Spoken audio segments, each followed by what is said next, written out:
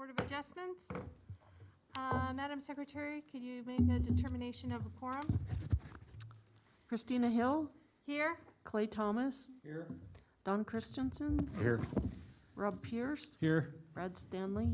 Here. We have a quorum. Okay, can we stand for the Pledge of Allegiance?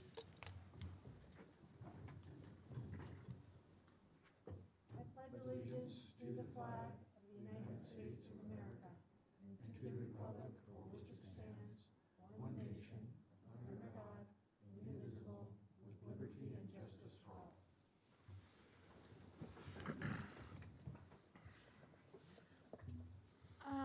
Mr. Large, good to see you. Can good to see you you. please read the ethics law announcement? Board members are reminded that with respect to any matter or any person coming before the board today, you've received a gift or loan, you have a pecuniary interest, you have a commitment or in a private capacity, such as a family, employment, business, or similar relationship, or you provide a representation or counseling before an agency to an entity, person or entity for compensation within the last year on a matter being considered. You must disclose that gift, loan, interest, commitment, or prior representation at the time the matter is being considered. You must furthermore abstain from deliberation or voting on the matter if it is clear that the gift, loan, interest, commitment, or prior representation would materially affect the independence of judgment of a reasonable person. Board members are also reminded that under the Board of Adjustment rules, if you had contact outside this meeting with any persons interested in a matter coming before the board today, you should disclose the nature of that contact at this meeting. Thank you.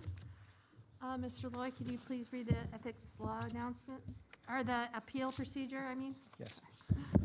Most decisions rendered by the Board of Adjustment are appealable to the Board of County Commissioners. If you disagree with the decision of the Board of Adjustment and you want to appeal its action, you may do so in writing within 10 calendar days from the date that the decision being appealed is signed by the Secretary of the Board of Adjustment and mailed to the original applicant in the proceeding being appealed in accordance with Washoe County Code. Please call the planning staff immediately at 328-6100 for information on the appeal procedure and the application fee. Thank you. Let's see, do we have any, Madam Secretary, do we have any public comment at this time? I have no public comment in chambers.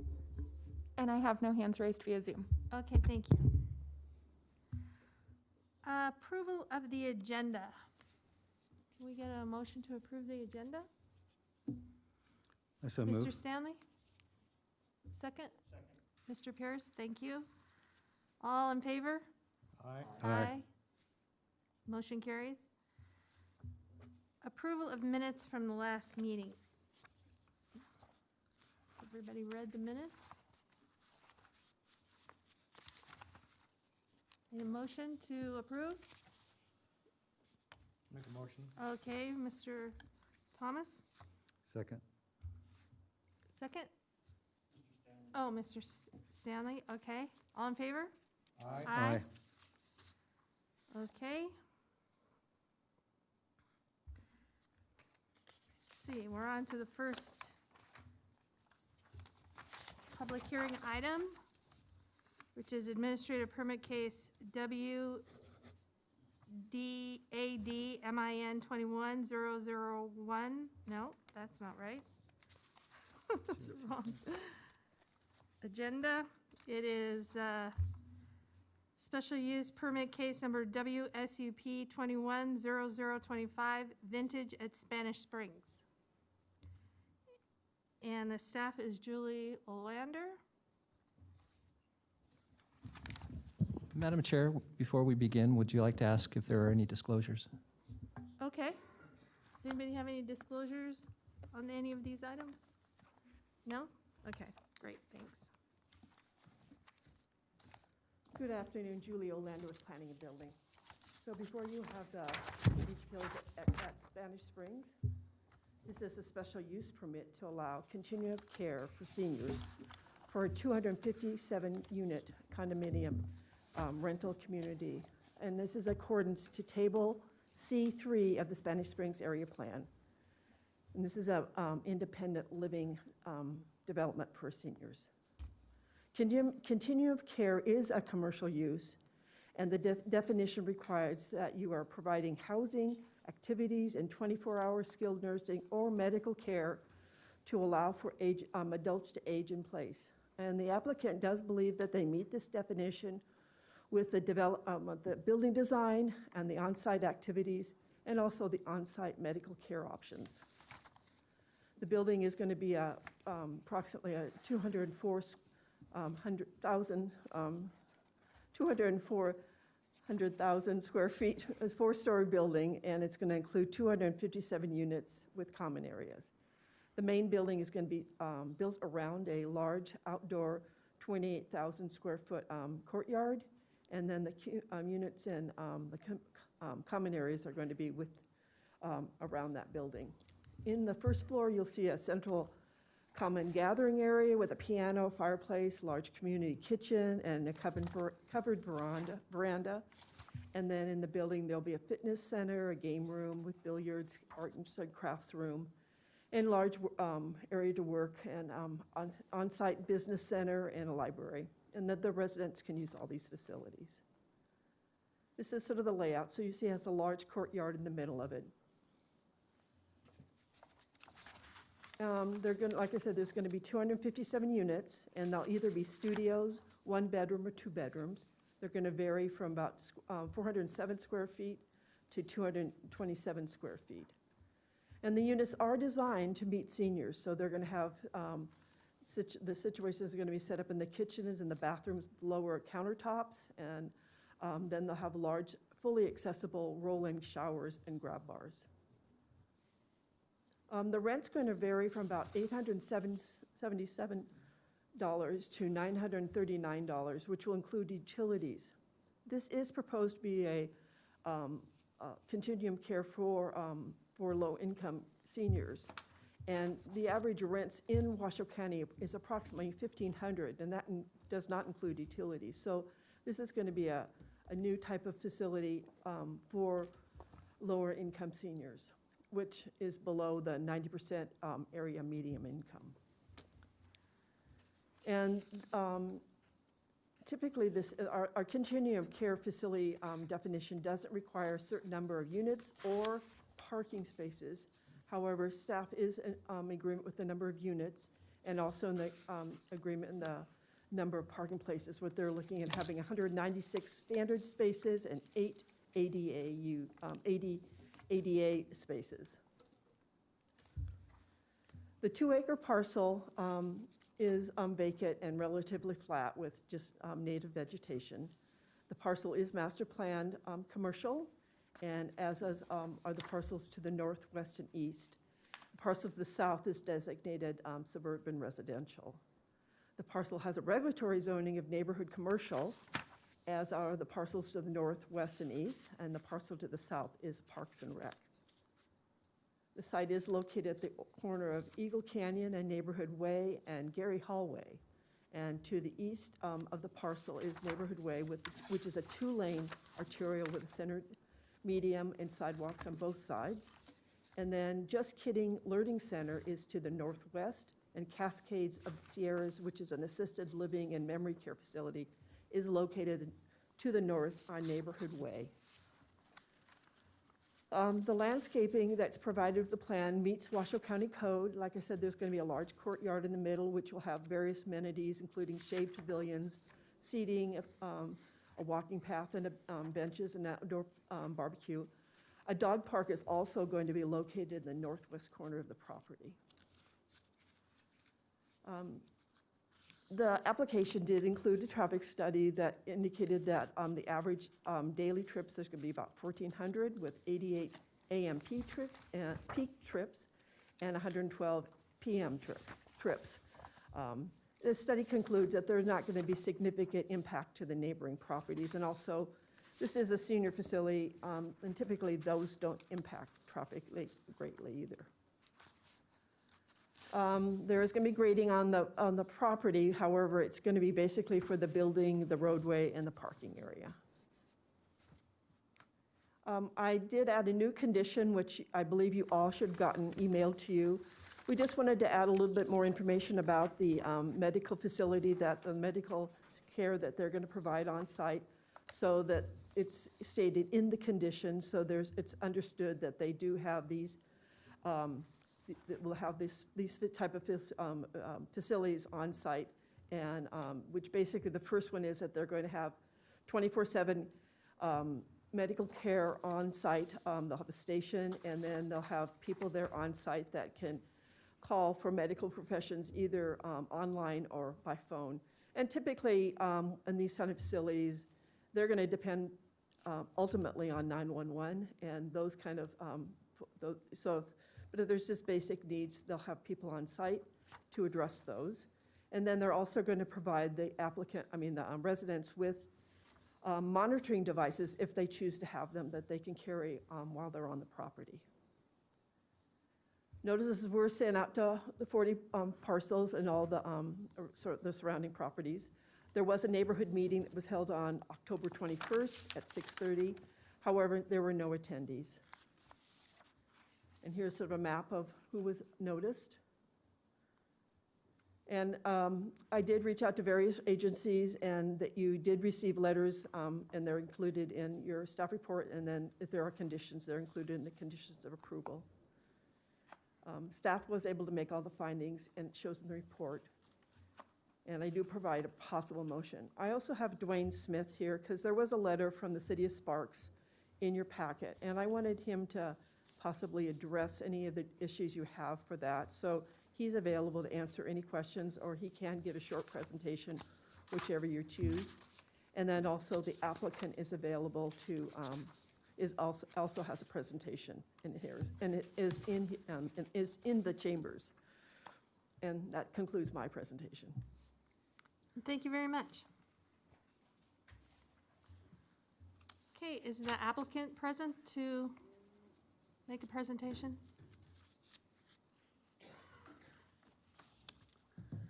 Good afternoon. My name's Dane Hilliard with Green Street, and Julie covered almost everything, so this will be a pretty quick presentation from me.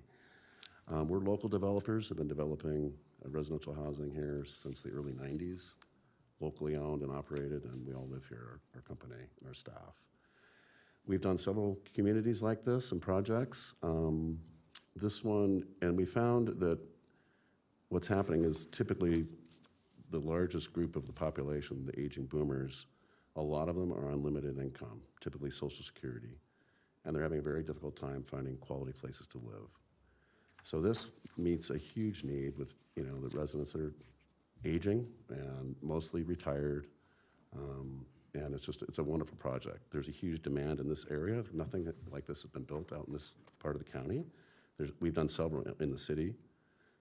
So it's meeting a huge need that's out there. Our last project we finished in South Reno has a 3-year wait list to get in. It's very similar to this. So this is our architectural design.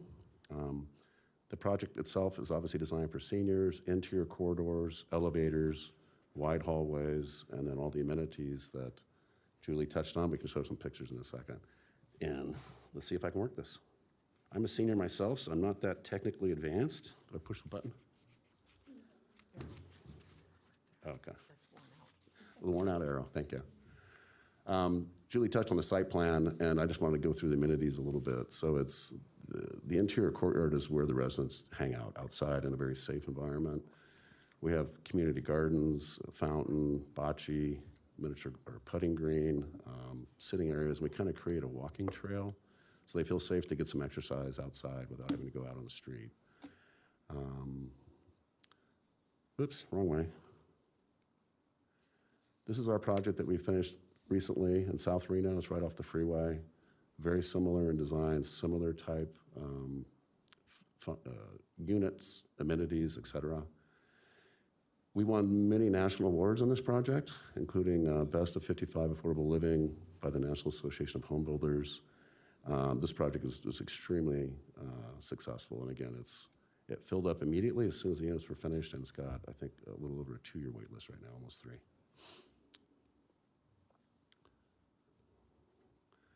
These are the amenities in that project, and the amenities in the project we're proposing out here are almost identical. So it's a large gathering space, big kitchen. To the right, you have an arts and crafts room where the residents do all kinds of events and activities. And one of the big ones these days seems to be these games, like, I'm not sure what they're called, Sudoku or whatever. We have a library, movie theater, fitness, which is primarily cardio. They're primarily walking. We don't do weights. We've had some, it's just not safe. game room, cards, pool, shuffleboard, and a computer center. They use a lot, believe it or not, they're very advanced in the computers. They get used a lot. These are pictures of some of our residents. So I just want to show these to give you the idea of who's living here. It's basically our parents or grandparents they don't have massive incomes. They have, fixed Social Security type incomes. They get together all the time. There's events almost daily. We do outdoor activities when weather's good. There's exercise. There's fitness, chair fitness for those that are in wheelchairs or need walkers. It's a great place to live, and our residents typically only leave when they're no longer able to live on their own. Just more pictures of the residents. You're seeing exactly who's going to be living here. There's Christmas events. We often bring in musicians, kids do plays, all kinds of things happen for the residents. It's a great place to live. We have a lot of veterans. You can see the guy on the left. At the last one, we had the governor and the mayor came to celebrate the grand opening, and they loved it. So basically, any questions? It's pretty self-explanatory. Sounds great. Thank you so much. Okay, thank you. Do we have any public comment on this item? I have no public comment in chambers. And I have no hands raised via Zoom. Okay, thank you. Okay, well, do we have any questions from the board to the staff or the applicant? Yes, Mr. Mr. Thomas? Thank you, Madam Chair. I have a couple questions. The first one is for Ms. Olander. Julie, I noticed when you reached out to the different agencies, you did get a response back from REMSA, and REMSA requested consideration for an oversized elevator capable of fitting an ambulance gurney in a flat position. And maybe I missed it, but was that also included in the recommendations, or I'm sorry, the conditions for approval? It would be Exhibit B. Yeah. Is there a I remember letter? them asking about the numbering on the,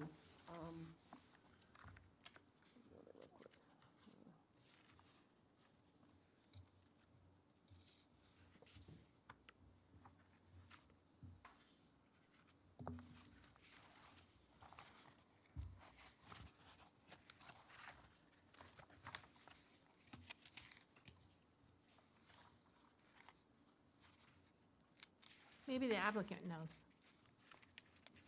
Well, it's not in the, it's conditions of approval, it would be. Right, but are they providing it?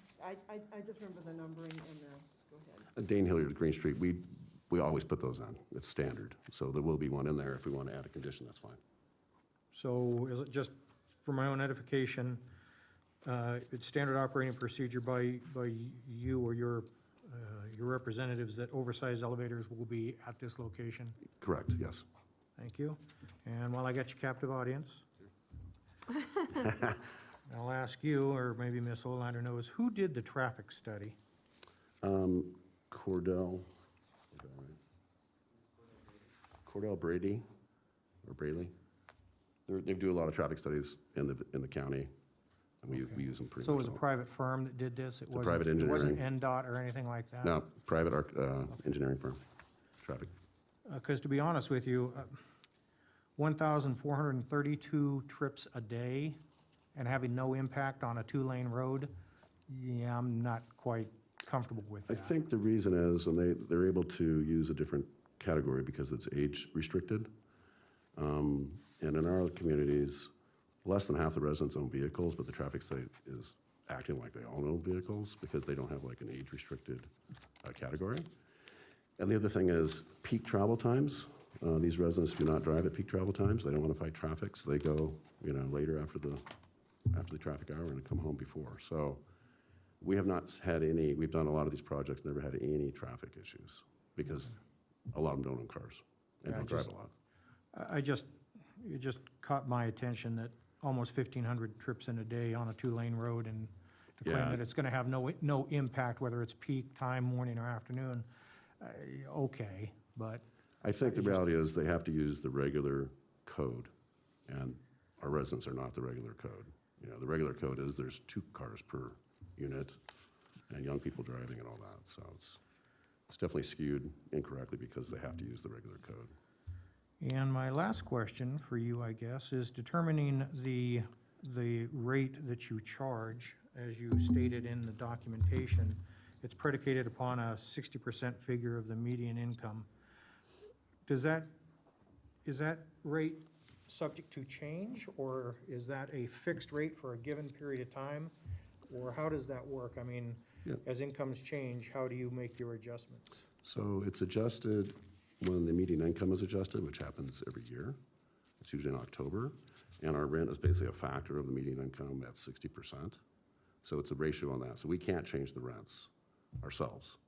We have to follow the program guidelines, which basically dictate, here's what the 60% median income is next year, and here's what your rents are. Thank you. Sure, thank you. Thank you, Madam Chair. Any other questions? Seeing none, is the mayor of Sparks wanting to say anything? Or city planner of Sparks? No? Okay. Okay, should we make a motion? Bring it to the board? You wanted to discuss Any further discussion? with the board? You don't have anything? Yes, Mr. Stanley? Did I hear that we're in the discussion phase right now? Yes. Okay, good. I did want to commend Julie for all the responses that she got from the reviewing agencies and getting all that information in there. That makes, every time we see more of that, that makes our job a lot easier. I would think one would be hard pressed to not think this is a very good idea. Yeah. It's very timely and obviously well considered. The price point, I don't understand it, but I like it. I don't know how you make that pencil out, but more power to you. And so I would be very inclined to vote in favor of this. Yes. Me as well? Yeah. Okay, so we ready to make a motion then? Madam Chair, I'll make a motion. Okay, Mr. Thomas? I move that after giving reasoned consideration of the information contained in the staff report. Let me start over again now that I'm on. I move that after giving reasoned consideration of the information contained within the staff report and information received during the public hearing, the Washington County Board of Adjustment approve with the amended conditions special use permit case number WSUP 21-0025 for the Spanish Springs Association LP with the conditions included in Exhibit A to this matter, having made all 5 findings in accordance with the Washington County Code Section 110.810.30, that being 1, consistency, 2, improvement, 3, site suitability, 4, issuance not detrimental, and 5, effects on a military installation. Second? Can I just interrupt really quick? Can we just add the, and with the 2 additional conditions? Because Exhibit A, I think, is in your staff report, did not include those 2 additional conditions that I sent out to you. So if you could just clarify that, I'd appreciate it. Ms. Olander, that's what I did when I made the motion. I actually added. I'm sorry, I missed that then. I That's all right. apologize. I can do it just for clarification purposes, but I did add it as the conditions were amended, is what I said. Oh, I so. apologize. I didn't hear that. These masks sometimes. Madam Chair? But we can do it if we need to say it. The original motion was fine. Yeah. Thank you. But it's to the amended conditions. Madam Chair, would the maker of the motion want to add the condition about the oversized elevators, or were you comfortable with the way it was? Pardon me? We've heard testimony from the representative that is standard operating procedure. So I will accept them at their face value that they will honor that. And I don't see a need to add that at this time. I second the motion. Okay, Mr. Pierce seconds. All in favor? Aye. Motion carries. Thank you.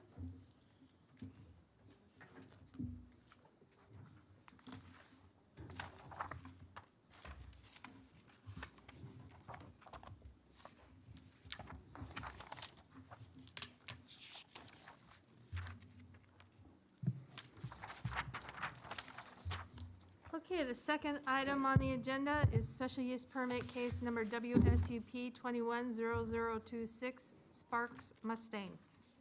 And Mr. Pelham, thank you for giving a presentation. Good afternoon, Madam Chair. For the record, Roger Pelham with Washoe County Planning, and I am standing in this afternoon for Planner Katie Stark. So, special use permit WSUP 21-0026 is a special use permit to allow grading for the development of a large warehouse facility and an associated storage facility for operable vehicles. There are a number of standards that the applicant is requesting to vary. That is allowable with the approval of a special use permit. One of those is to allow slopes that are 2-to-1 horizontal to vertical as opposed to 3-to-1, which is typically the standard. To allow grading of the natural slope greater than 10 feet. Typically 10 feet is the maximum. And they've also asked to reduce the exterior landscaping requirements. When the applicant's representative gives their presentation, I believe that they're going to say no, that they're perfectly happy with meeting the landscape code and all of its relevant criteria. This will disturb approximately 31 acres and include 450,000 cubic yards of cut and 103,000 cubic yards of fill. This is located in the Truckee Canyon on the north side of I-80 is shown here. This is the proposed layout for the facility. You can see the industrial facility there sort of in the middle. You can see the storage yard to the left.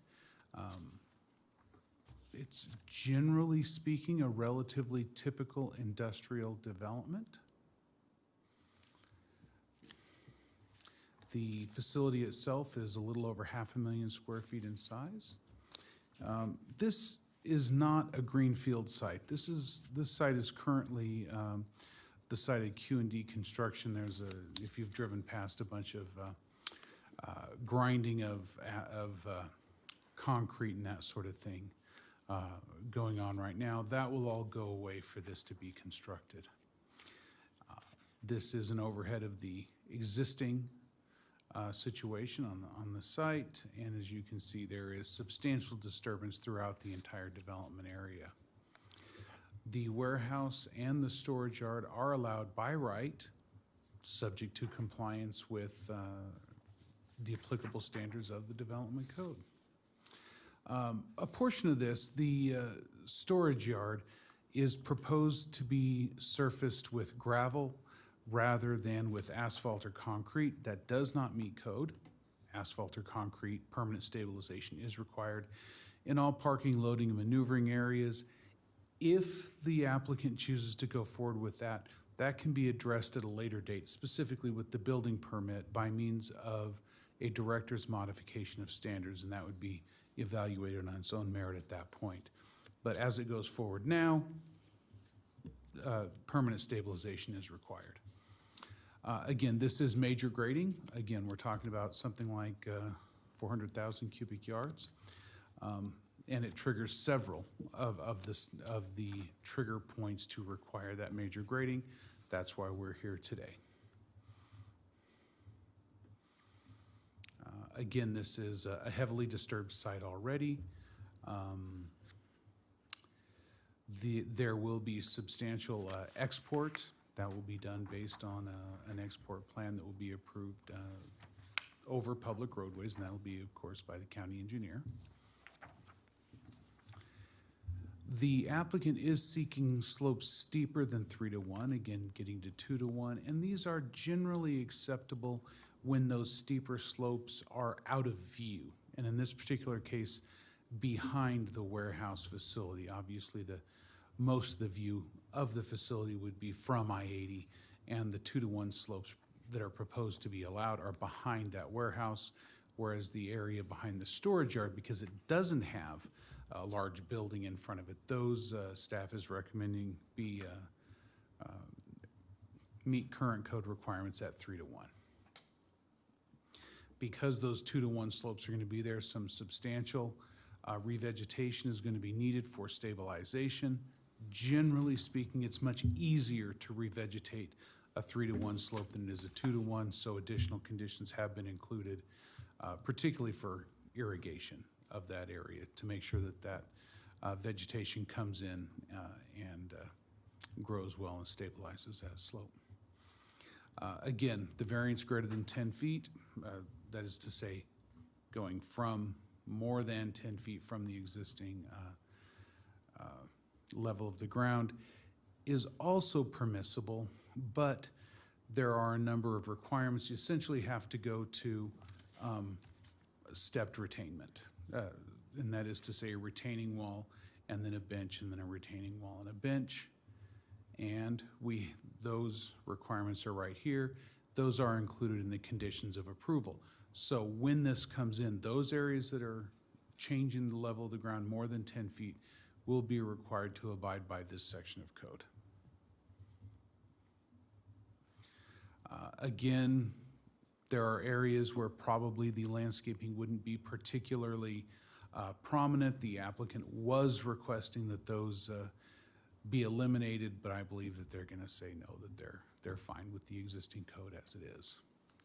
And it was the recommendation of staff that simply they meet code on that sort of thing. Over time, landscaping does a lot to soften the effect of these types of industrial facilities. This does meet all of the relevant policies within the Truckee Canyon Area Plan. Public notice was provided as required by the Development Code and NRS. All of the conditions from the reviewing agencies have been included with the conditions of approval. Staff is confident that all of the findings can be made for approval of a special use permit. And with that, staff is recommending approval. That is to say partially approved, because again, they're going to talk about the landscaping. And we have a possible motion for your consideration. With that, I'm available for any questions that you may have. Okay, thank you so much. Is the applicant here?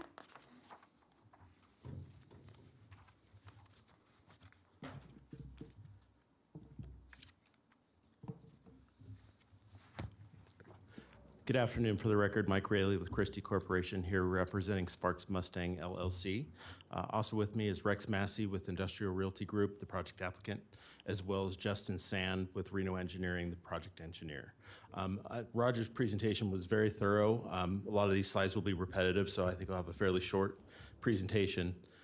He went through what exactly is being requested, location. As he mentioned, this is an overview of the site. Approximately 85 to 90% of the site has already been heavily disturbed with the existing Q&D operations.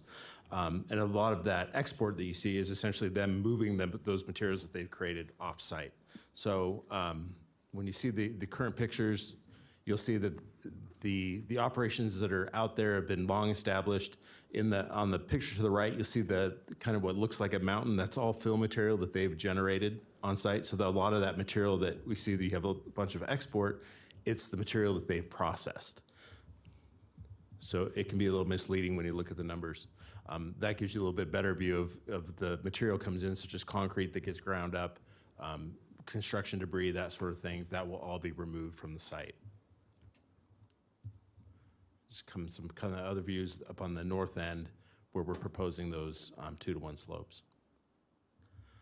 Roger did go over the site plan. What the purpose of the grading is to allow for a new warehouse and distribution use, very similar to what you would see on the other side of the freeway. Very similar design. This is a rendering of what the building would look like. So like I say, very comparable to what's across the freeway with offices essentially on the ends at the corners with the warehousing in between those offices. Once again, the use is consistent with that exists within the area already. It will significantly improve the aesthetics of the site. If you had a chance to visit the site, you'll see it has a very industrial character. Now, this will definitely soften the view, especially from Interstate 80. If you really consider what's being done, we're essentially putting the site back to close to what it was its natural condition by removing all those fill piles. So I think in the end, it's really a win-win. We have after speaking with staff, withdrawn the request to deviate from the landscaping. We are preserving all the existing mature landscaping along the I-80 frontage. That's the bulk of the landscaping that's required, and we will meet the remainder of the landscape requirements. So we will strike that from our application.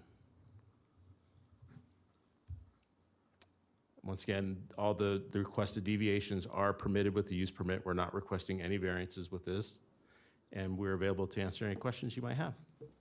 Great, thank you so much.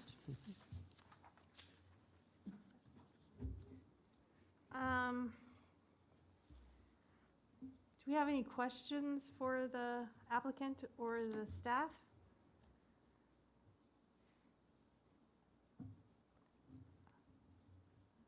Is there any public comment, Madam Secretary? I have no public comment in chambers. And I have no hands raised via Zoom. Okay. Okay, well, let's bring it to the board for discussion. Do you have any questions, for, yes, Mr. Stanley? Yes, thank you, Madam Chair. I have a question, I think, for Roger, if you don't mind. And this, Roger, may be a question of process as much as anything else, but there were two reviewing agencies who weighed in on landscaping, which is something that was being discussed. One of them being Regional Parks and Open Space, and the other, the Conservation Group.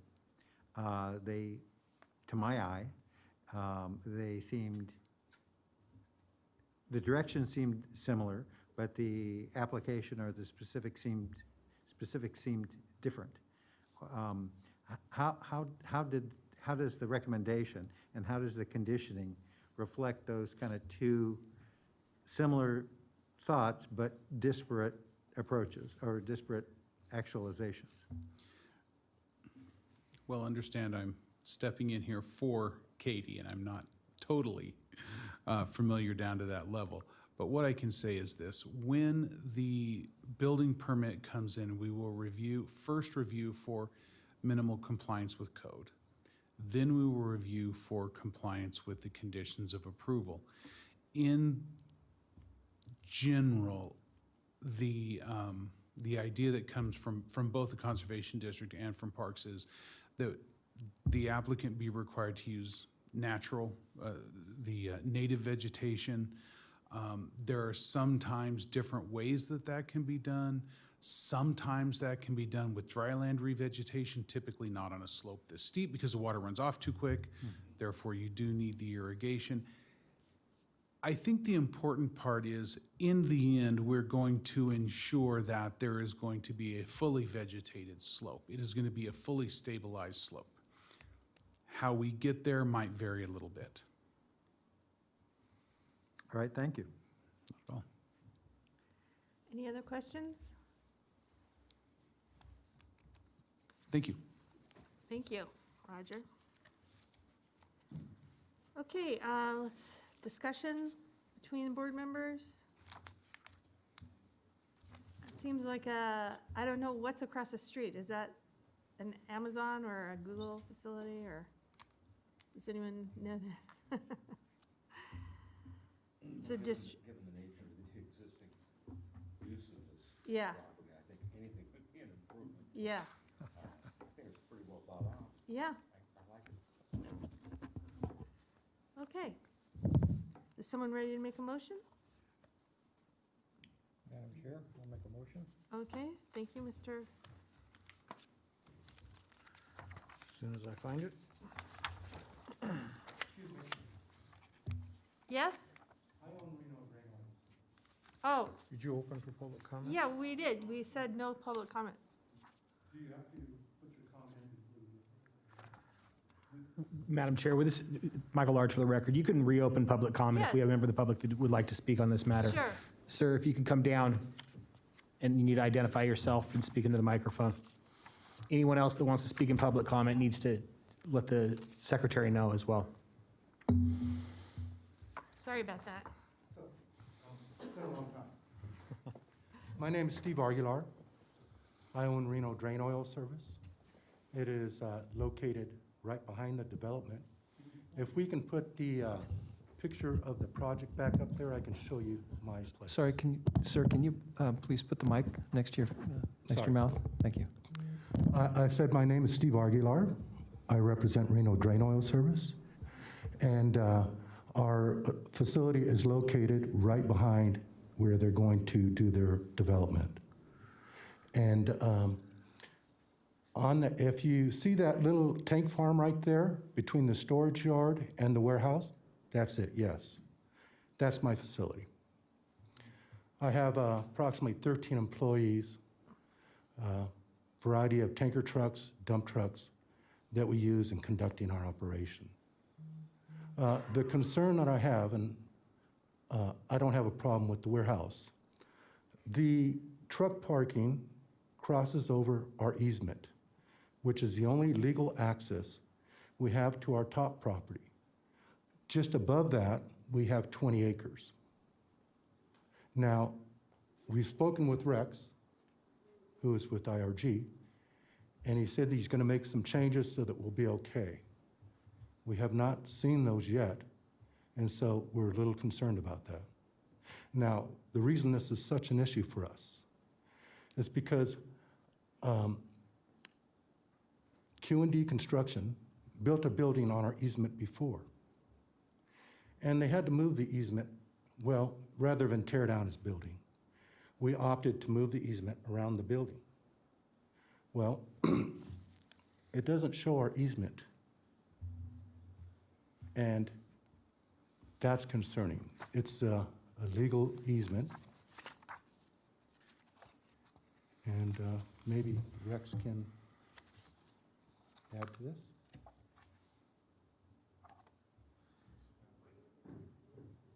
Is it a paved road? It is not a paved road. Oh. Is it a gravel road? It is. Okay. So it accesses your property? It does. And is it shown on this aerial photograph?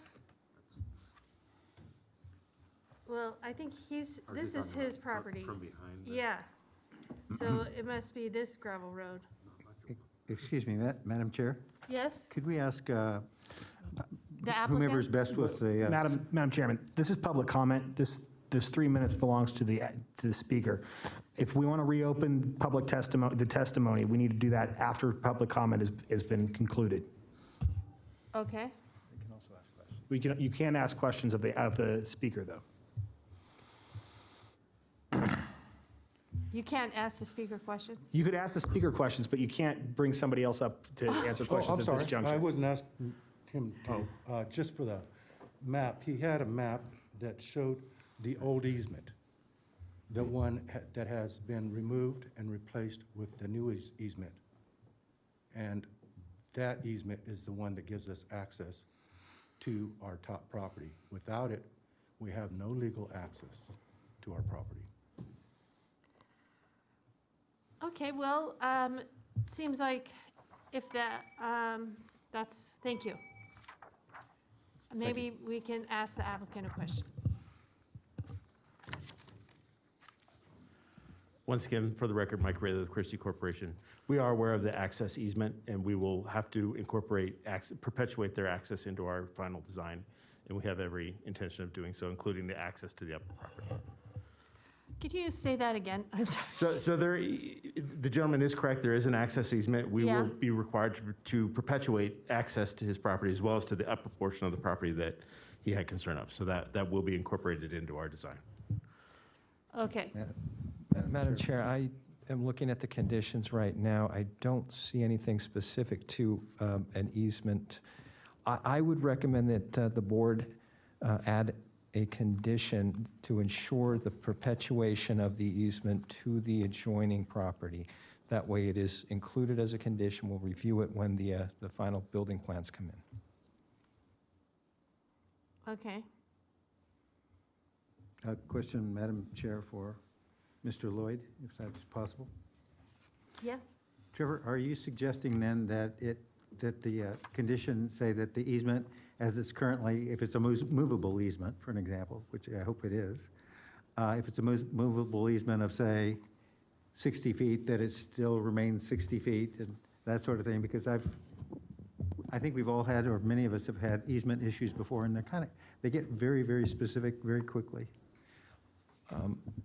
My recommendation, I don't know that we want to be that specific, is to require the engineering staff the ability to review their plans and ensure that it meets minimum code requirements that allows for appropriate access to that property.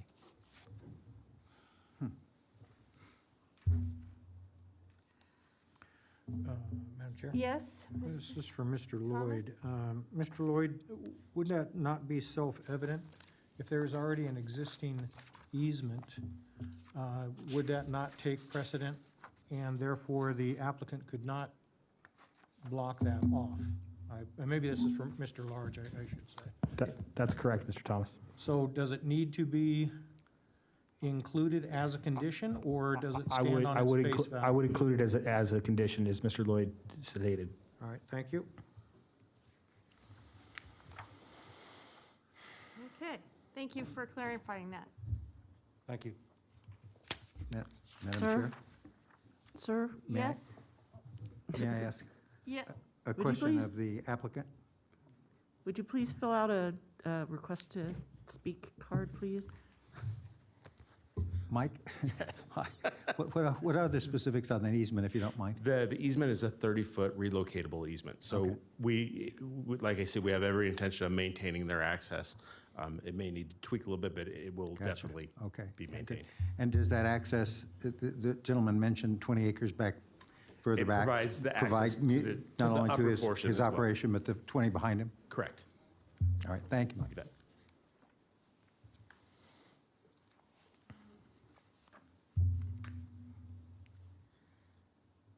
okay, we'll close public comment, seeing no further public comment, is that true? Is there any more public comment? I see no more public comment in chambers. And I have no hands raised via Zoom. Okay. Bring it back to the board for discussion. Seems like a good project, but yeah, we need to, in our motion, add that the applicant is ensured maintenance of existing easement for access to the Reno drain oil site. Is anybody ready to make a motion? I have the verbiage if you would like, for that particular condition, to make it Okay. easy for you. So whoever's ready to make the motion, then I'll go ahead and Okay. read it. Madam Chair, what I would suggest is, Mr. Lloyd, if you have the verbiage for that, could you read that to us before we make the motion? And if we want, we can just say as included as. Okay. The applicant will ensure the perpetuation of access to the adjoining parcel APN 084-09015.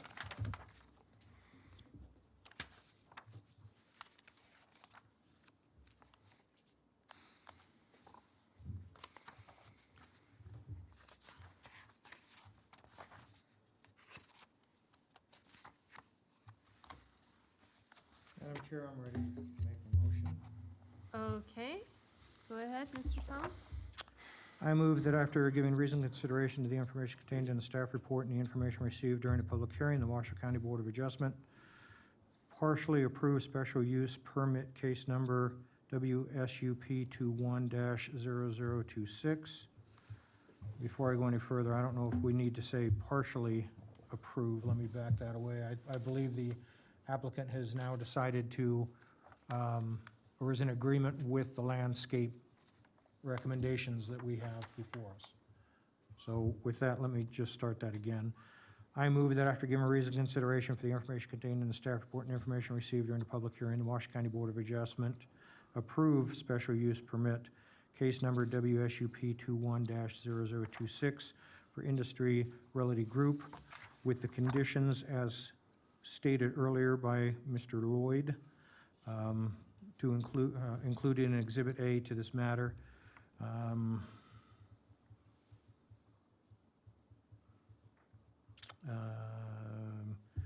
In compliance with the standard landscaping code will be met, in all 5 findings can be made in accordance with Washoe County Code Section 110.810-30, that being 1, consistency, 2, improvement, 3, site suitability, 4, issuance not detrimental, and 5, effects on a military installation. This is Rob Pierce for the record. I second the motion. Okay, all in favor? Aye. Aye. Motion carries. Thank you.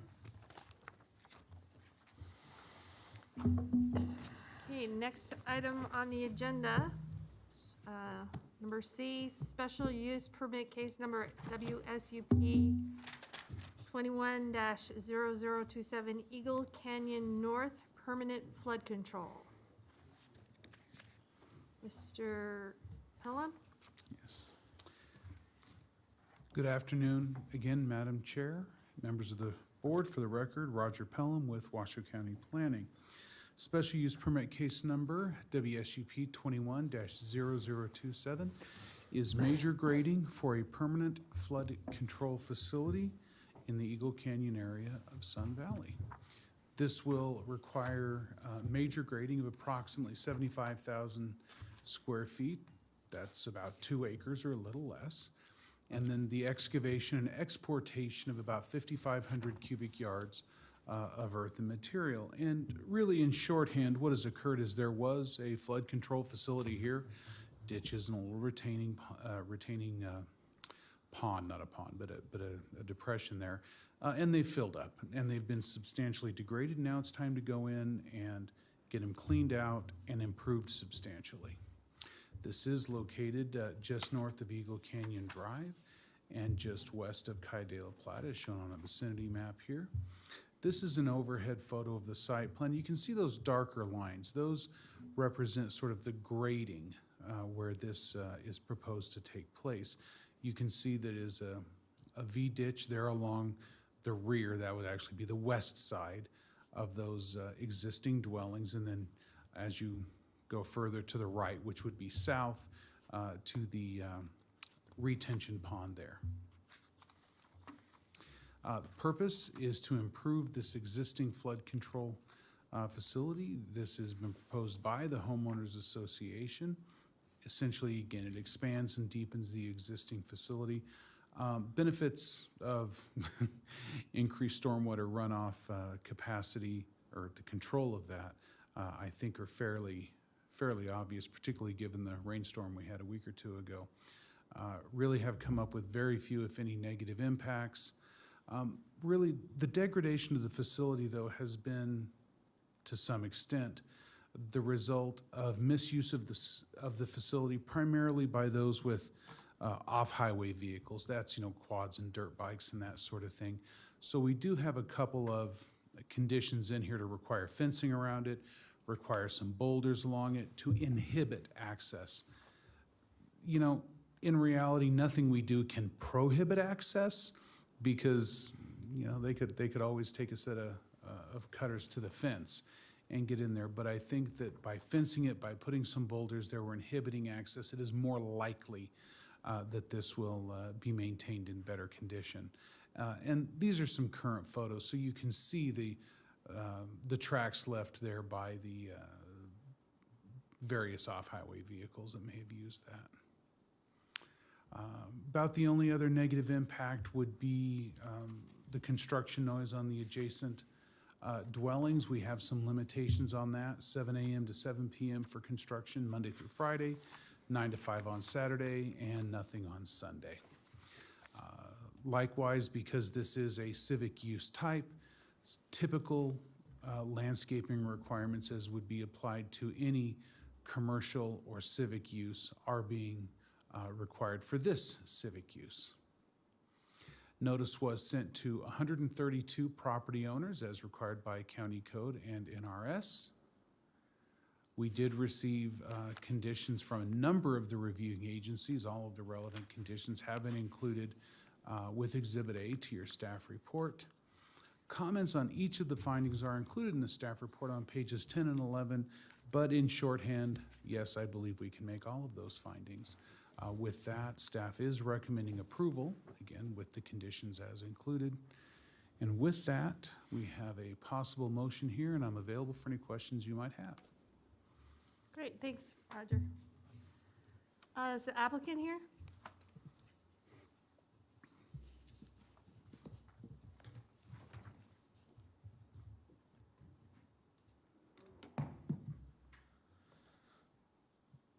Hi, Luke Doyle here. I represent Robinson Engineering. We're the civil engineer on the job, contracted by the Homeowners Association for these improvements. Once again, Roger's presentation was very thorough.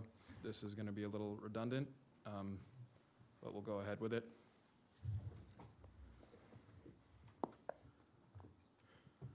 The general timeline of this project so far, the owner contacted Robinson Engineering in October 2019, requesting design for flood mitigation after existing drainage features were beginning to fail.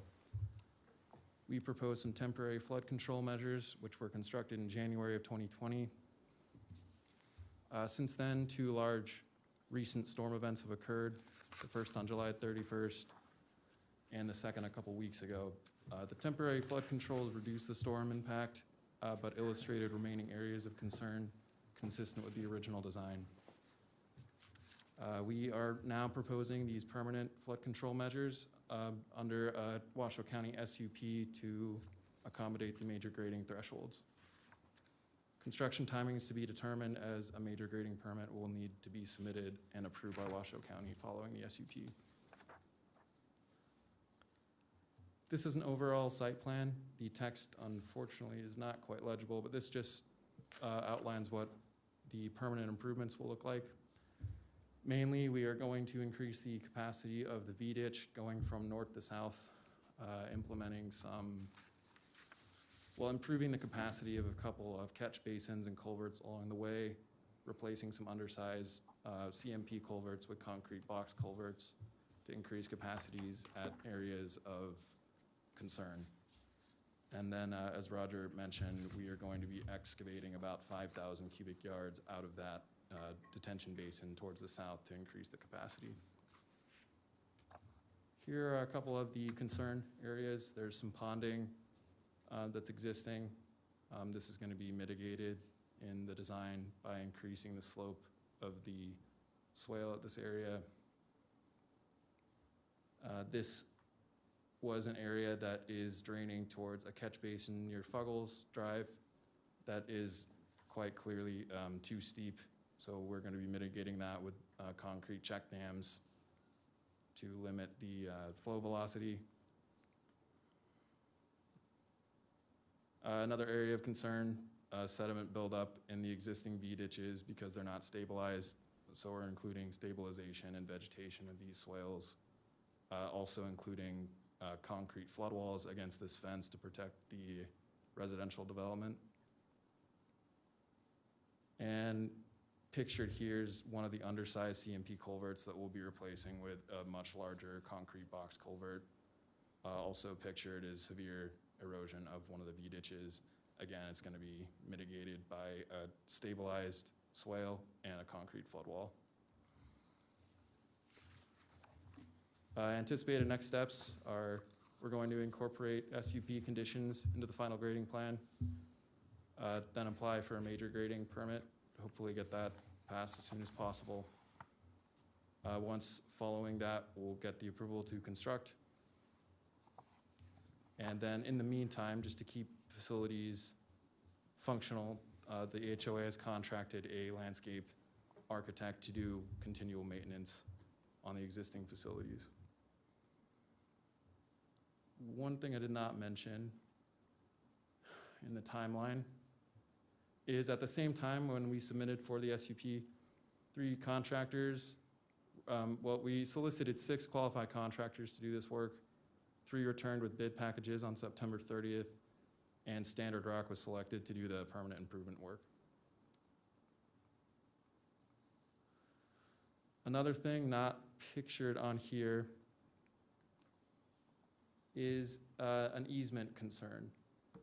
We were contacted by a neighbor of the property. Unfortunately, I can't zoom in on this photo, but it's a parcel to the left of the screen. There's an access and utility easement there that is going to benefit the parcel on the very left of the screen, and we have some improvements proposed within that access easement. So one implementation of the design moving forward will just be to perpetuate the use of that easement, and we have no intention to encroach on it. Thought that was worth mentioning.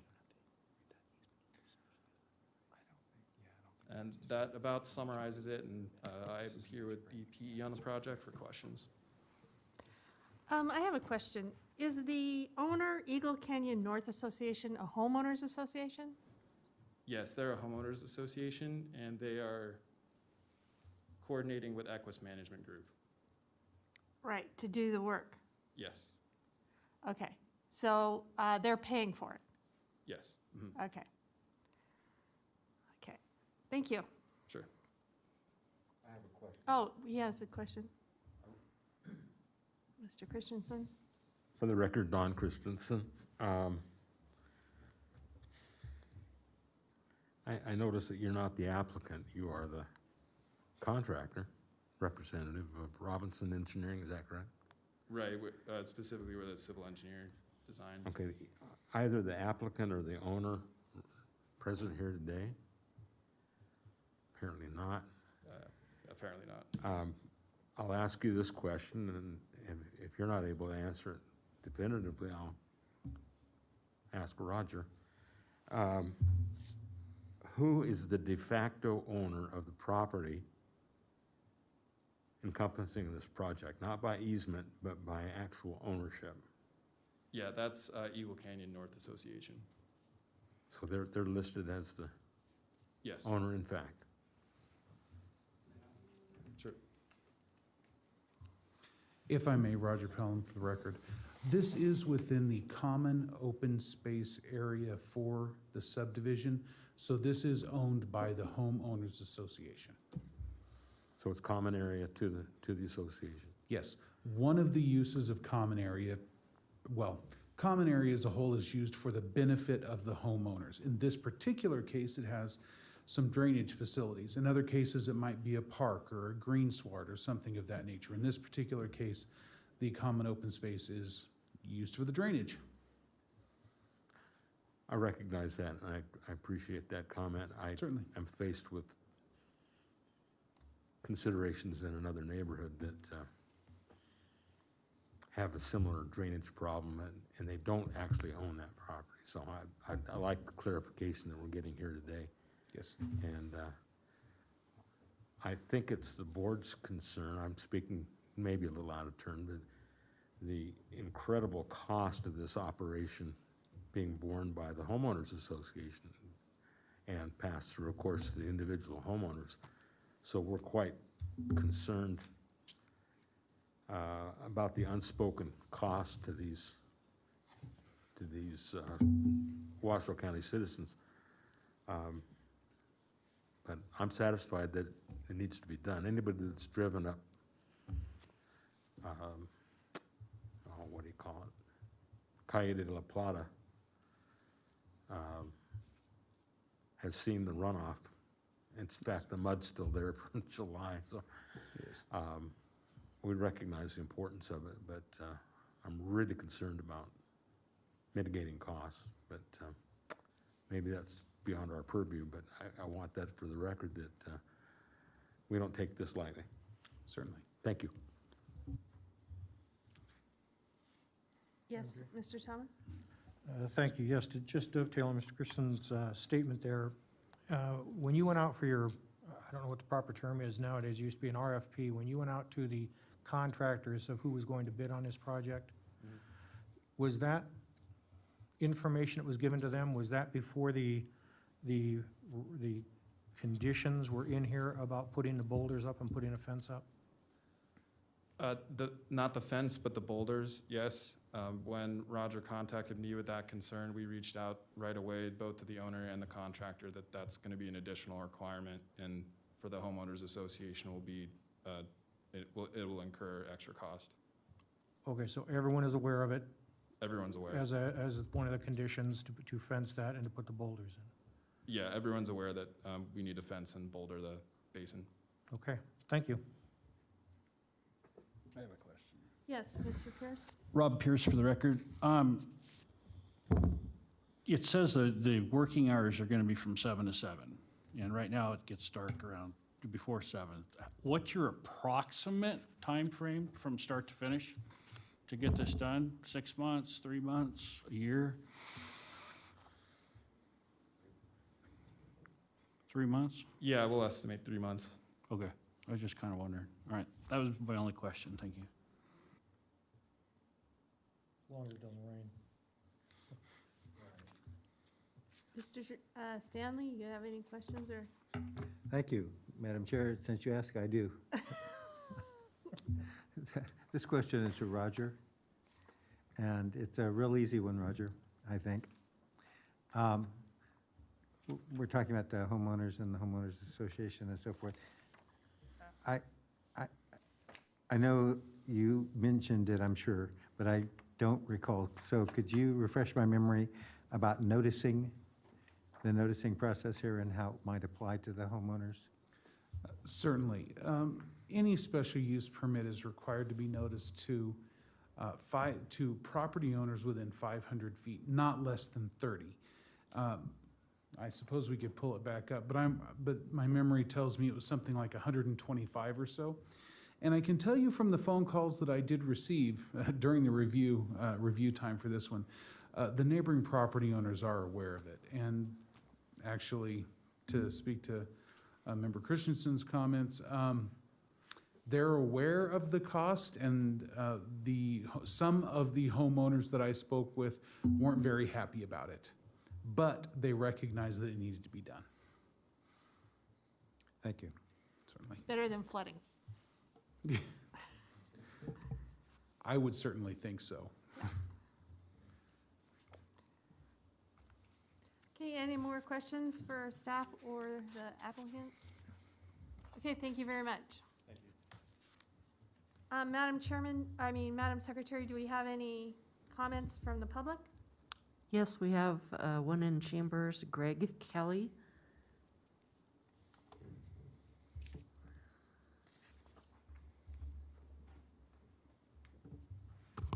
Hi, Greg Kelly, for the record. This is my first time here, so if I'm a little nervous, please excuse me. I am not part of Eagle Canyon North. I am part of Eagle Canyon.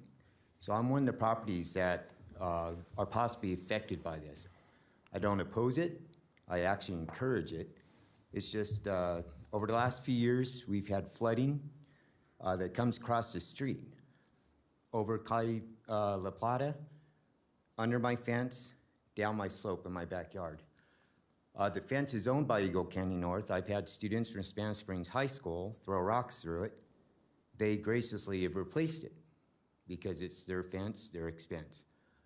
So in this case, I have pictures that I took.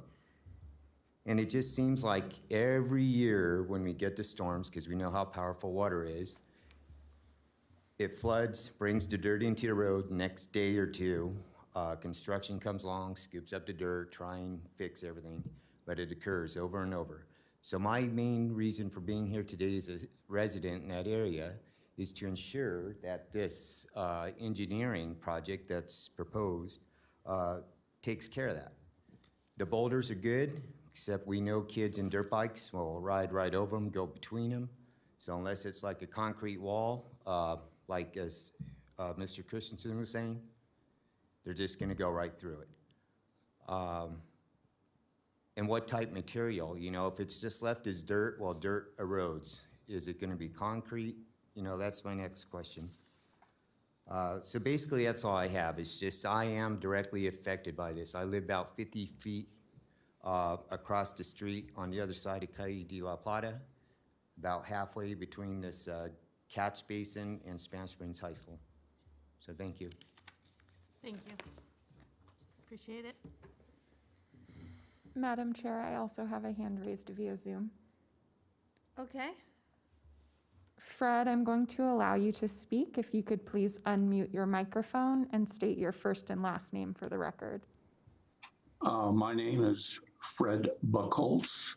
I am Vice President of Eagle Canyon North Homeowners Association. And although most of the homeowners are opposed to paying for it, it's something that is required to be done. We ended up getting this massive amount of area and catch basin as part of the original contract that the developer made with Washoe County. And so the way our CC&Rs are written is that anything the county doesn't take care of, we have to. So we're between a rock and a hard spot. And it's just something that needs to be done. Thank you for your time. Thank you. Appreciate it. Thank you, Fred. I have no further public comment via Zoom. Okay, thank you. Okay, no further comment, no questions. We'll bring it back to the board for discussion. Sounds like a necessary evil. Right? I mean, it's expensive, but it has to be done. Development in flood-prone areas. So, anybody have any problems with it, or? No? What are we gonna do? Right, so, someone like to make a motion? Madam Chair, I'll make a motion. Okay, go ahead, Mr. Thomas. Thank you. I move that after giving reasoned consideration to the information contained in the staff report and information received during the public hearing, the Washoe County Board of Adjustment approve with conditions special use permit case number WSUP 21-0027 for Equus Management Group, with the conditions included in Exhibit A to this matter, having made all 5 findings in accordance with the Washoe County Code Section 110.810.30, that being 1, consistency, 2, improvements, 3, site suitability, 4, issuance not detrimental, and 5, effects on a military installation. All in favor, second? This is Rob. Oh. Oh, Mr. Christensen, seconds? All in favor? Aye. Aye. Motion carries. Okay, next item on the agenda is chair and board items. Any future agenda items we need to be aware of, Mr. Thomas? Yes. Yes, as a matter of fact, there is. I know we've talked about this for a while. We are going to have a board training. We've set a date. We tried to get the last week in November, but that's Thanksgiving, and the week before schedules didn't work. So we've set the date tentatively for the 8th of December. So mark your calendars. We will send out invites, and we'll send you more reminders. Don't worry about that. But we will have a fairly intensive training. It'll be about an hour and a half or so. And that's during the week, during the That would be a working hours? Wednesday. 8 to It would 5? be, it would likely be during an afternoon training. Okay. Yeah. Yes? In this venue, or We would- to be determined? We will likely have it in person, yeah. But we will offer Zoom as well for those that aren't able to make it. Will there be food? Boy, listen to you all. Just kidding. I will bring donuts for you, Oh. Ms. Hill. Donuts. Mr. Lloyd, will this be the only day that will be held, or if somebody can't make it for unknown reasons, will there be a secondary or follow-up class? No, but we will record the training so that anybody at a future date can come watch the recording. Thank you. And one last question, for me anyway. I may have missed this, but who did you say would be the trainer? Would it be various trainers, or who's going to be giving the presentation and so forth?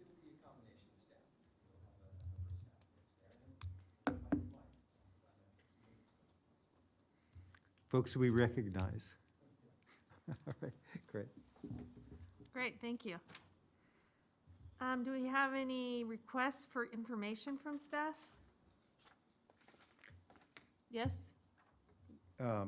It may be an agenda item, of course, but I wanted to see if there'd been any BCC reactions to any of the decisions that we had made. The Board of County Commissioner? That was the next one on the agenda. Yeah, that's Okay. director's items, yeah. Next item on, we don't have any requests. Okay, number 10 is Directors and Legal Counsel's items, report on previous Board of Adjustment items. Get this right. There have been no actions taken by the BCC, no appeals in recent memory. So, yeah, nothing to report. Okay. B, legal information and updates. Nothing from legal at this time. Thank you so much. Madam Secretary, do we have any additional public comment? I have no public comment in chambers. And I have none via Zoom. Thank you very much. Guess we're adjourned. Thank you very much.